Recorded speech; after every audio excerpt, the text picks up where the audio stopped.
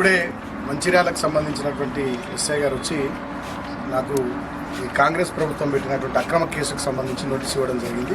కేసులు మాకు కొత్త కాదు.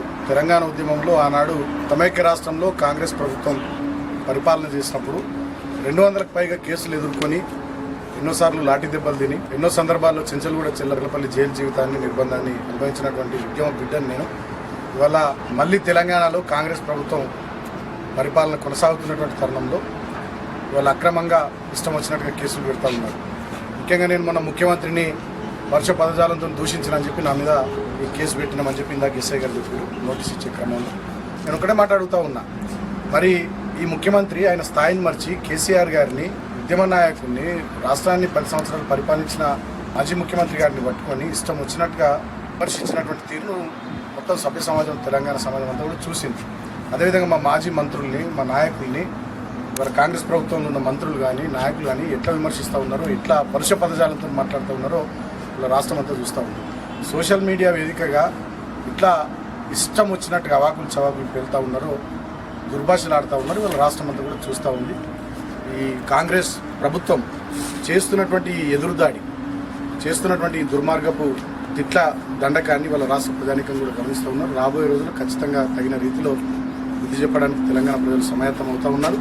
సో ఈ కేసులకు వీటికి మేము భయపడే వాళ్ళం కాదు. ఖచ్చితంగా వీటిని డెఫినెట్గా చట్టపరంగా న్యాయపరంగా ఏ రకంగా ఎదుర్కోవాలో ఆ రకంగా ఎదుర్కొంటాం. ముఖ్యంగా రాష్ట్ర వ్యాప్తంగా కూడా మా టీఆర్ఎస్ పార్టీ శ్రేణుల మీద కార్యకర్తల మీద చేస్తున్నటువంటి దాడులు కానీ వివిధ పోలీస్ స్టేషన్లలో పెడుతున్నటువంటి కేసులు కూడా వాళ్ళు విపరీతంగా జరుగుతూ ఉన్నాయి, వెలుగులోకి వస్తూ ఉన్నాయి. ఒక చెన్నూరు అసెంబ్లీ నియోజకవర్గంలోనే నిన్నటి వరకు 28 మంది మా సోషల్ మీడియా పిల్లల మీద విద్యార్థి యువజన నాయకుల మీద అక్రమంగా కేసులు పెట్టడం జరిగింది.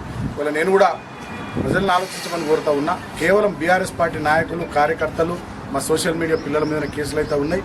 మరి ఇష్టం వచ్చినట్టుగా తిడుతున్నటువంటి ముఖ్యమంత్రి మీద మంత్రుల మీద కాంగ్రెస్ పార్టీ నాయకులు కార్యకర్తల మీద రాష్ట్ర వ్యాప్తంగా మేము ఎన్ని పిటిషన్లు ఇచ్చినా ఒక్క కేసు కూడా అయితే లేదంటే మరి ఎంత నిర్బంధం ఇవాళ ఈ రాష్ట్రంలో అమలవుతూ ఉందో ఆలోచించమని కోరుతా ఉన్నా. నేను ఒకటే మాట చెప్తా ఉన్నా, ఇవాళ రాష్ట్ర ముఖ్యమంత్రి ఉన్నటువంటి వ్యక్తే స్వయంగా నోటు కేసులు అడ్డంగా నోట్ల కట్టలతో పెట్టినటువంటి దొంగ. ఆయననే ఒక క్రిమినల్. ఆయననే ఇవాళ కేసులు ఎదుర్కొంటున్నటువంటి వ్యక్తి. నిన్న సుప్రీంకోర్టు నోటీసులు కూడా ఇచ్చింది ఓటుకు నోటు కేసులో. కాబట్టి అటువంటి వ్యక్తి నుండి ఇటువంటివి తప్ప ఇంకేవి రాష్ట్రానికి మంచి జరిగేటటువంటి పనులు కూడా పెద్దగా ఆశించే పరిస్థితి లేదు.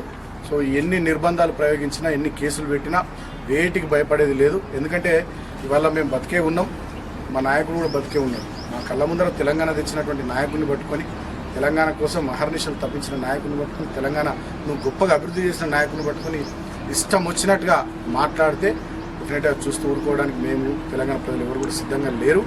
అదే కాకుండా వల్ల నా మీద ఇష్టం వచ్చినట్టుగా మా నాయకుల మీద ఇష్టం వచ్చినట్టుగా మాట్లాడినటువంటి వాళ్ళ మీద కూడా రాష్ట్ర వ్యాప్తంగా వివిధ పోలీస్ స్టేషన్లలో మేము పిటిషన్లు ఇచ్చినాం, చెన్నూరు నియోజకవర్గంలో ఇచ్చినాం. ఎక్కడ కూడా ఒక కేసు నమోదు చేయకపోవడం ప్రభుత్వ మొండి వైఖరి, ప్రభుత్వ కక్ష సాధింపు వైఖరికి ఇది నిదర్శనంగా నేను భావిస్తూ తెలంగాణ ప్రజలారా గమనించండి, ఆలోచించండి. ఇందిరమ్మ రాజ్యంలో ఎలాంటి నిర్బంధం ఈ ప్రజాపాలన పేరు మీద ఎటువంటి నయవంచపు పాలన నడుస్తూ ఉందో ఆలోచించమని తెలంగాణ ప్రజలను కోరుకుంటున్నాను. Thank you. జై తెలంగాణ.